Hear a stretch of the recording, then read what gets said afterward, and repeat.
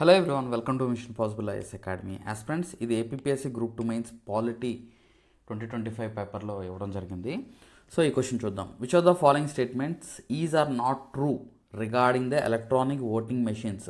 So చూడండి, statements మనం చదివేటప్పుడు which of the following is incorrect, which of the following is not true ఇలాంటివి అడుగుతారు. అక్కడ మనం జాగ్రత్తగా ఉండాలి, ఒకటికి రెండు సార్లు క్వశ్చన్ చదవాలి. Okay, so EVMs were used for the first time in entire state of Goa in general elections to the assembly 1999. So ఇది కరెక్ట్ స్టేట్మెంట్, ఫస్ట్ స్టేట్మెంట్. 1999లో జరిగిన సార్వత్రిక ఎన్నికల్లో గోవా రాష్ట్రం మొత్తంలో తొలిసారిగా ఈవీఎంలో వినియోగించారు. అవును, తొలిసారిగా మొత్తం రాష్ట్రంలో రాష్ట్ర అసెంబ్లీ ఎలక్షన్స్లో ఈవీఎంలు ఉపయోగించిన రాష్ట్రం ఏంటి అని అంటే అది గోవా అనమాట. రాష్ట్రం మొత్తంలో ఎంటైర్ అసెంబ్లీలో. ఓకే, గుర్తుపెట్టుకోండి. సో అయితే ఇక్కడ మనకి ఫస్ట్ టైం ఈవీఎంస్ యూజ్ చేసింది మాత్రం కేరళలో యూజ్ చేశారు. బై ఎలక్షన్స్లో పరూర్ అసెంబ్లీ కాన్స్టిట్యున్సీ కేరళలో దీన్ని ఫస్ట్ టైం ఈవీఎంని 1982లో ఎక్స్పెరిమెంటల్గా పరూర్ అసెంబ్లీలో యూజ్ చేశారనమాట. అయితే రాష్ట్రం మొత్తంలో యూజ్ చేసింది మాత్రం ఫస్ట్ టైం గోవాలో. గుర్తుపెట్టుకోండి ఎగ్జామ్ పాయింట్ ఆఫ్లో.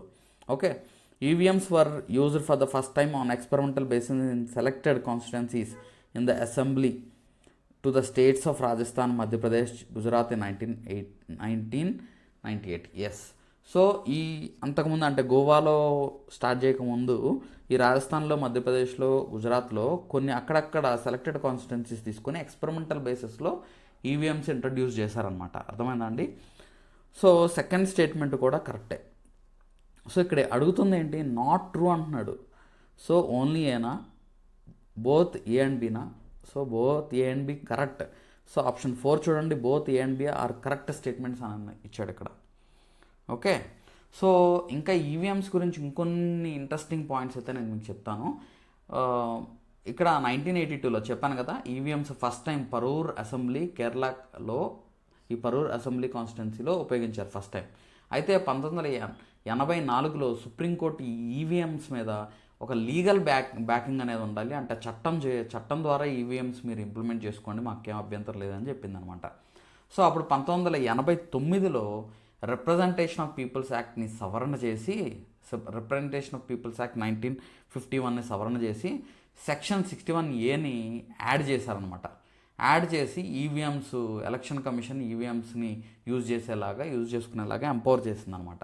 తర్వాత 1998లో ఈవీఎంస్ని ఎక్స్పెరిమెంటల్ బేసిస్లో ఇంట్రొడ్యూస్ చేశారు. ఫస్ట్ స్టేట్ వచ్చేసరికి గోవాలో యూజ్ చేశారు. తర్వాత 2004లో ఆల్ లోక్సభ కాన్స్టిట్యున్సీలో ఉపయోగించారు.